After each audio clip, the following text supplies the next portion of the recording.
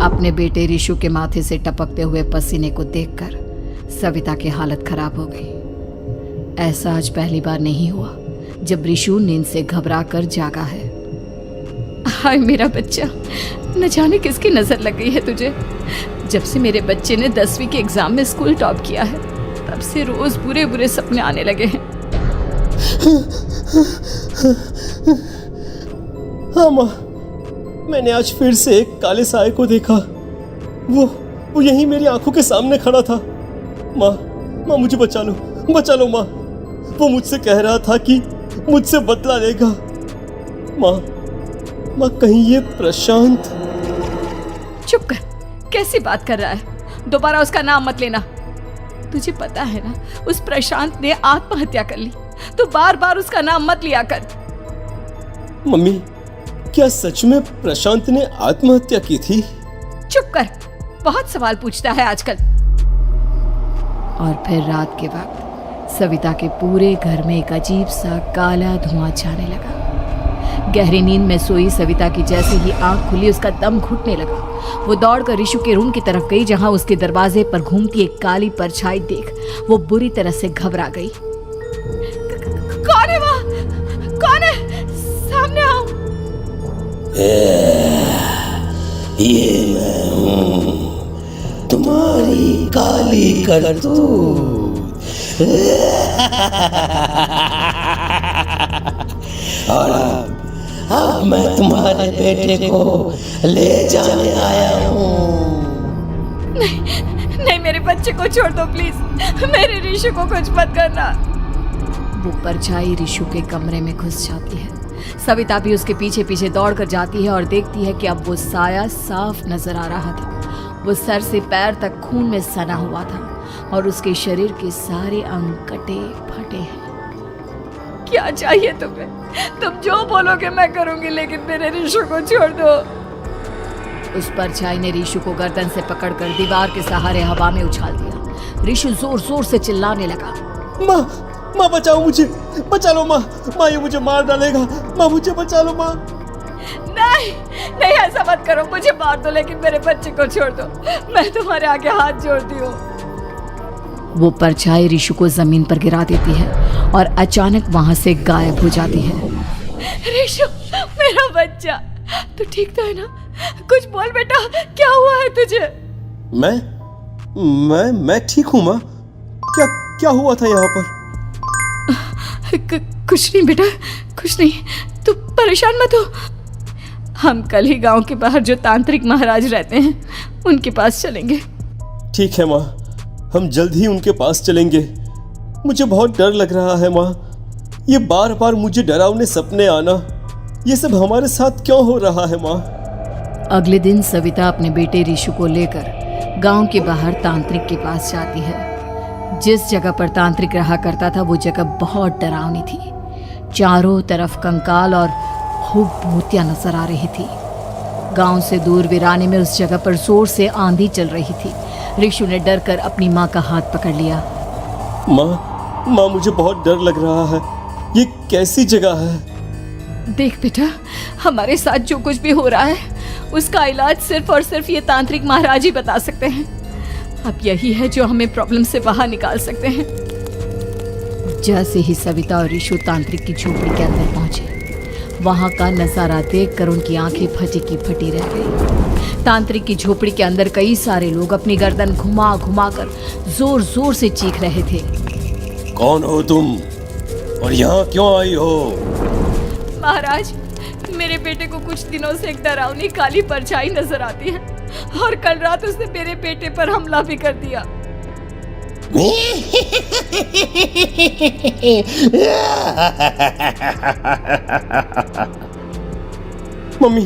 Mummy हमें यहाँ से चलना चाहिए। ये जगह मुझे ठीक नहीं लगती। नहीं बेटा, ऐसा नहीं कहते।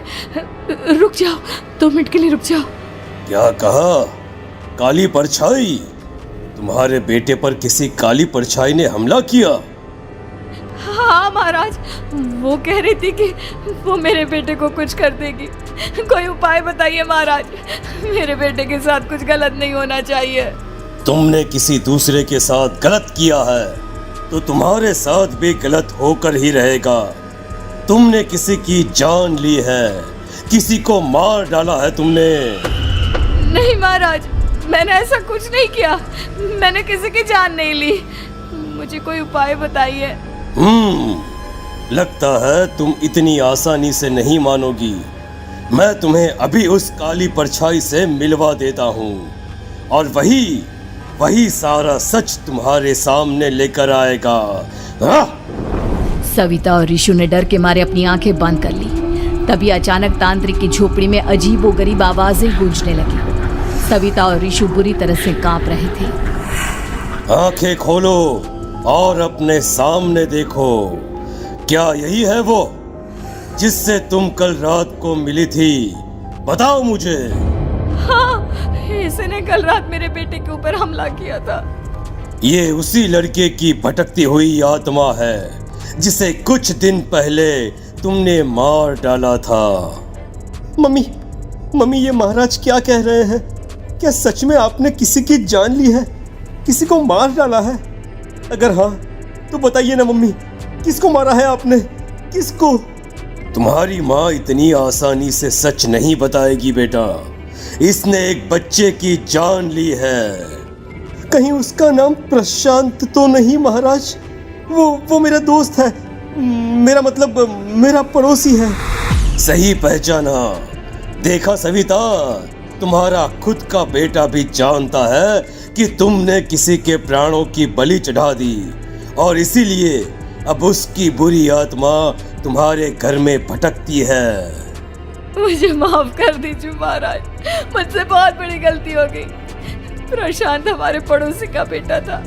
हर बार उसके नंबर मेरे बेटे से ज्यादा आते थे और इसलिए मैंने उसके कमरे के बाहर काला जादू किया था, पर मुझे नहीं पता था कि वो मर जाएगा।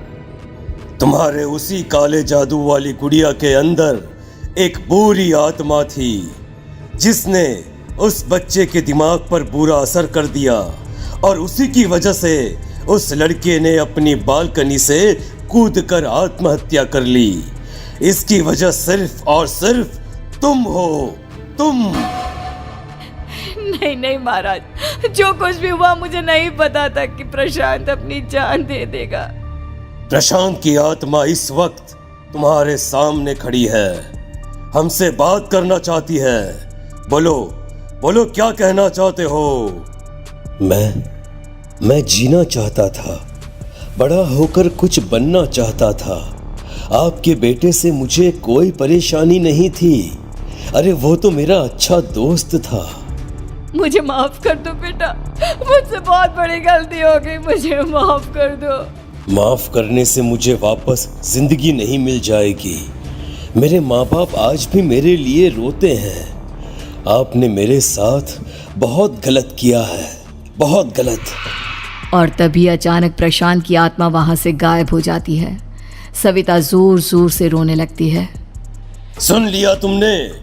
ये तुम्हारे अपने ही किए हुए पाप हैं जो इस तरह से तुम्हारे सामने आ रहे हैं। माँ, ये आपने अच्छा नहीं किया। सिर्फ 10th बोर्ड के एग्जाम में मैं टॉप कर पाऊँ इसलिए आपने मेरे दोस्त के ऊपर काला जादू कर दिया। नहीं मम्मी, नहीं, अब हम कभी खुश नहीं रह पाएंगे, कभी नहीं। मेरे दोस्त की आत्मा को कभी शांति नहीं मिलेगी मम्मी, कभी नहीं। लेकिन मैंने जो कुछ भी किया सिर्फ तुम्हारे लिए किया। वो लड़का हमेशा फर्स्ट पोजीशन पर आ जाता था और इस वजह से हमेशा तुम्हारे मार्क्स कम पड़ते थे। मैंने तो सिर्फ उस पर एक छोटा सा काला जादू किया था बेटा। मुझे क्या पता था कि उसका ये नतीजा निकलेगा। जिस गुड़िया को तुमने उस लड़के के कमरे के दरवाजे पर लगाया था, दरअसल उसके अंदर एक बुरी आत्मा का प्रवेश हो गया था, जैसा कि अक्सर काला जादू करते समय हो जाता है।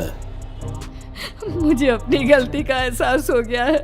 मैं प्रायश्चित करना चाहती हूँ। आप बताइए मैं क्या करूँ?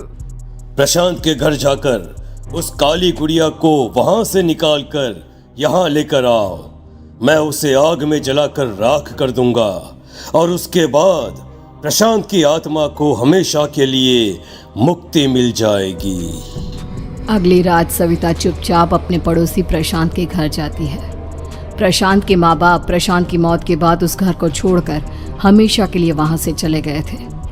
जैसे ही सविता उस घर के अंदर कदम रखती है, उसका सामना अजीबोगरीब हैवानियत से भरी आवाज़ों से होने लगता है।